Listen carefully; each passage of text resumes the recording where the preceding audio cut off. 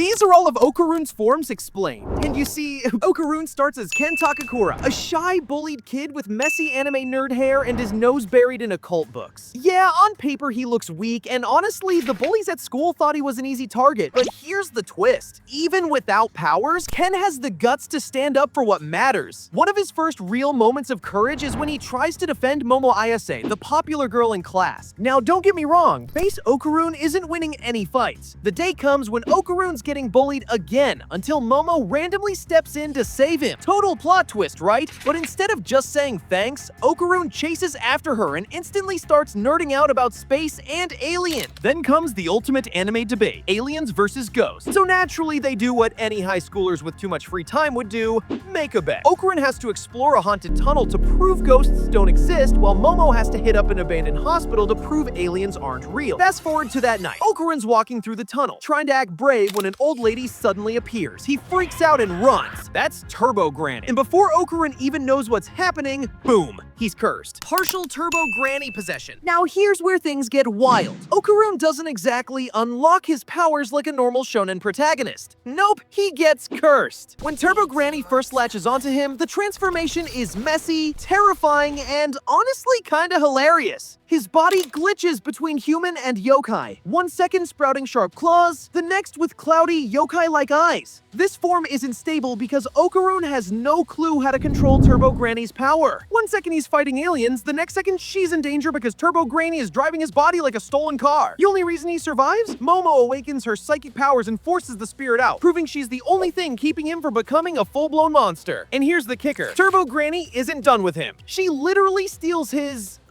let's call it his spiritual core. The only reason Okarun isn't completely taken over is because Momo's psychic powers are literally holding the curse back. If she ever stops, boom, game over. Okarun loses control, Turbo Granny takes the wheel, and it's curtains. That's why he basically ends up crashing at Momo's place. Not exactly the living arrangement he had in mind. But things get even worse. Or funnier, depending on how you see it. While they're changing clothes, Okarun suddenly realizes something horrifying. His family jewels are missing. Yep, gone. Turbo Granny didn't just curse him, she straight up robbed him. Talk about adding insult to injury. Of course, he doesn't even get time to process this because the doorbell rings. They step outside and not the pizza guy, a literal alien cryptid, the Flatwoods Monster. And naturally, instead of being smart heroes, they do what any of us would do, scream and run for their lives. Quick question, if Turbo Granny cursed you and the Flatwoods Monster showed up at your front door, what's your move? Now this is the Okarun most fans picture when they think of Dandadan. This is his full Turbo Granny form, and it's terrifying. The transformation is complete. His hair turns stark white, his back hunches and that creepy jaw mask snaps onto his face with rows of sharp, jagged teeth. His nails blacken into claws, his body bulks up, and suddenly, Okarun doesn't move like a human anymore. He moves like something cursed. And here's the twist, this isn't just a power-up, it's a deal with the devil. Thanks to Momo's psychic powers holding the curse back, Okarun can tap into Turbo Granny's insane abilities without losing himself completely. In this form, he's a menace. Speed? Ridiculous! He can hit 100 kilometers per hour with his all-out sprint, literally turning into a human missile. He can blitz enemies with rapid headbutts, launch himself like a projectile, or even spin like a helicopter to fly.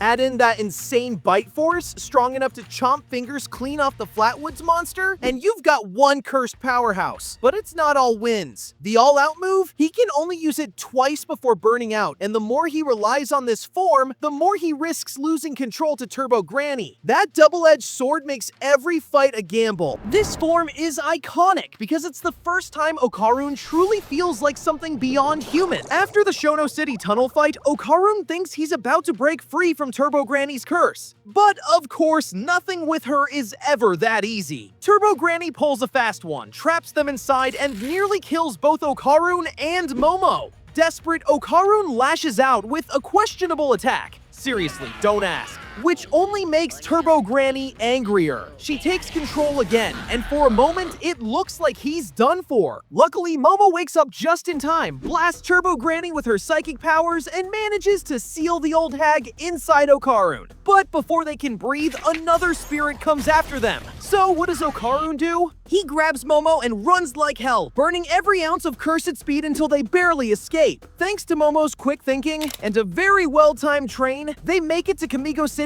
and finally team up with Seiko to finish Turbo Granny off. Or so they think. Cut to the next day. Okarun accidentally kisses Momo. Total W. But then he realizes his Kintama are gone. Yeah, Turbo Granny straight up robbed him. Back at Momo's house, Seiko does her psychic ritual. And boom, a creepy cat doll springs to life. Plot twist, Turbo Granny isn't gone. She's just downgraded into a cranky cat plushie. This brings us to his fourth form, all-out sprint mode. Among Okarun's wildest transformations, all-out sprint is by far one of the most reckless and one of the most hype.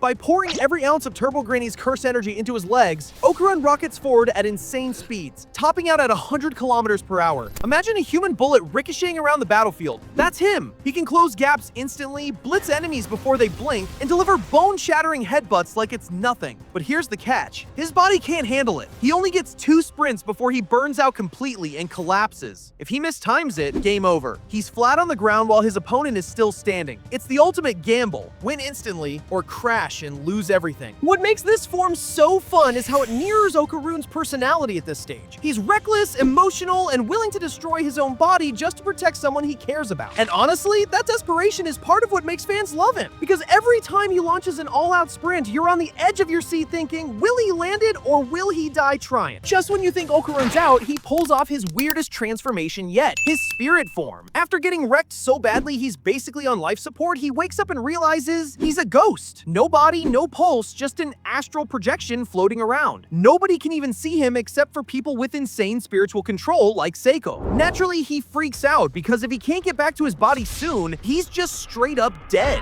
But of course, Turbo Granny isn't about to let her host die. Why? Because if Okarun croaks, she loses her powers too. So in typical cranky grandma fashion, she reluctantly teaches him a survival hack. Use telephone wires as sprint tracks. By latching onto the magnetic fields flowing through the cables, Okarun can zip across cities at lightning speed, darting over rooftops like some cursed Spider-Man. And it's not just speed. Seiko teaches him spiral power, a technique that lets him channel energy in rhythmic patterns to boost his combat rhythm. Think of it as learning to fight to a beat, blitzing through enemies in 5 perfectly timed strikes. This form marks a turning point. Okarun isn't just a reckless missile anymore. He's learning to fight smart, adapt, and use his environment. It's creativity meeting curse power, and fans love it because it shows he's evolving from a desperate boy into a true tactician. Question for you. If you had spirit form powers, would you use them to fight enemies? Or to spy on your crush without them knowing? Be honest. Now this is Okarun at his absolute peak of chaos. In the middle of the all-out war against the Cur, when it looks like the whole world's about to collapse, he cranks Turbo Granny's curse to version 2.0. Thanks to his training with spiral power and his telephone wire ability, he zips back into his body and immediately hits the battlefield like a thunderbolt. The upgrade is insane. He's faster, stronger, and scarier than ever. At one point, Momo and Vamola are cornered by a squad of spatial suit aliens. And before they can even blink, Okarun ejects from the telephone wires like literal lightning. He blitzes across the battlefield, smashing through alien after alien in a chain of collisions so fast it's basically anime pinball. And then comes the big one, an all-out spiral-powered tackle that absolutely deletes a spatial suit alien in one hit. No flashy buildup, no dramatic pause. Just blink and you're dead. It's one of those moments where you realize Okarun isn't just the goofy nerd with cursed powers anymore. He's one of the scariest fighters in Dandadan, period. This form proves that when Okarun's creativity, curse, and raw heart all line up, he's not just keeping up with the monsters and aliens. He's the nightmare chasing them. If the full Turbo Granny form is about control, then the feral form is about the complete loss of it. This is Okarun at his most terrifying. When he pushes past his body's limits or lets the curse take over, his mask stretches into a monstrous grin packed with fangs. His hair grows wild and untamed, and his movements lose all strategy. He's no longer a fighter. He's a predator. The first time we see this nightmare version is in the Bamora arc, and the setup couldn't be worse. Momo's trapped inside a cursed diorama, and the only way to save her is to destroy the yokai behind it. Okarun dives straight in and comes face to face with the fairy tale card, a villain twisted straight out of a nightmare. But before Okarun can even get close, the fairy tale card gets into a slugfest with the insanely strong Count Saint-Germain. Here's the problem. Okarun has already burned through his 2 all-out sprints seconds and can't safely transform again. Any normal fighter would quit. Okarun, he does the opposite. He forces himself past his limit and mutates into his feral state. His mask grows jagged, his glasses warp into glowing predator eyes, and he launches into the fight with raw animal aggression. Together with Saint-Germain, he absolutely shreds the fairy tale card, smashing through the cursed trunk and finally freeing Momo. But this victory comes at a cost. In this form, Okarun is as dangerous to himself and his friends as he is to his enemies. It's power with no leash, and narratively, it's the perfect reminder. Every time he leans on Turbo Granny's curse, he risks losing himself for good. Oh, and bonus, after the fight, Okarun gets back his second ball. Yep, man went feral and got rewarded with his jewels. Peak shonen. By this stage, Okarun finally figures out that going all out every fight is just asking to end up face down on the floor. So he levels up into something smarter, the turbo-boosted combat form. Instead of burning all his stamina in 2 crazy sprints, he channels Turbo Granny's curse into short, controlled bursts. Every punch hits harder, every dodge snaps faster, and every kick feels like a shockwave. It's not reckless anymore, it's calculated chaos. And the funniest part? Okarun doesn't even realize how much of a glow-up he's had. In gym class, he casually humiliates his old bully Ayase without even trying. He smokes him in a race like it's nothing, throws farther than him, and basically makes Ayase look like he belongs in the remedial PE group. The same guy who used to get called a nerd is suddenly the kid everyone's whispering about. Wait, since when was Okarun this cool? Meanwhile, Okarun's just standing there, scratching his head, still geeking out about aliens,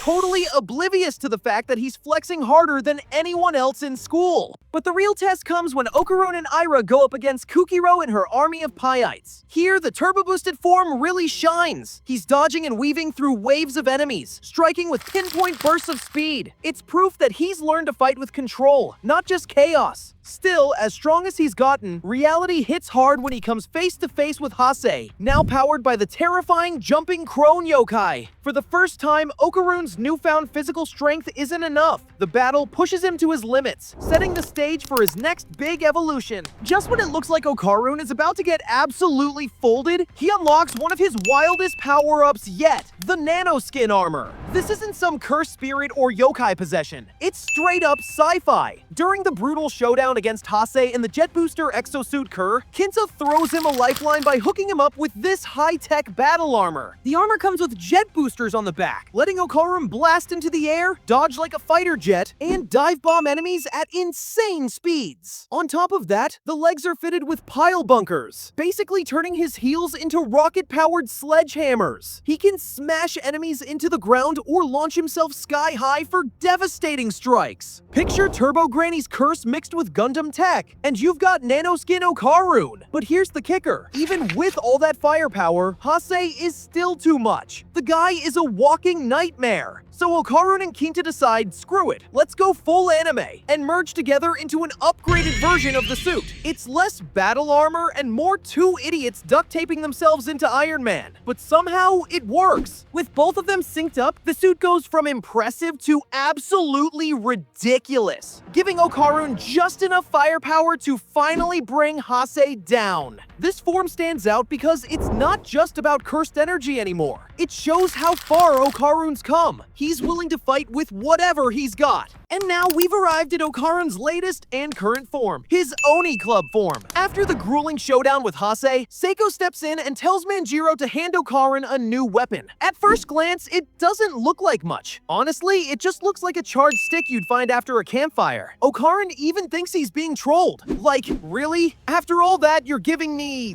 this? But as always in Dandadan, appearances are deceiving. The Oni Club is no ordinary stick. It's a legendary weapon packed with immense power. Meant to become Okarun's new trump card now that Turbo Granny's curse is gone. Seiko calls it a weapon he can rely on in the battles to come. And if she's saying that, you know it's serious. With Manjiro taking the role of his trainer, Okarun's future is looking scarier than ever. He's already gone from bully to cult nerd to lightning fast demon fighter. This form isn't just a power-up. It's a statement. Okarun's journey is far from over. And if history has taught us anything, it's that every time he levels up, the enemies get even crazier. So the real question is, just how broken will he get with the Oni Club in hand? If you like it, subscribe, and watch this Jujutsu Kaisen video next. Click it!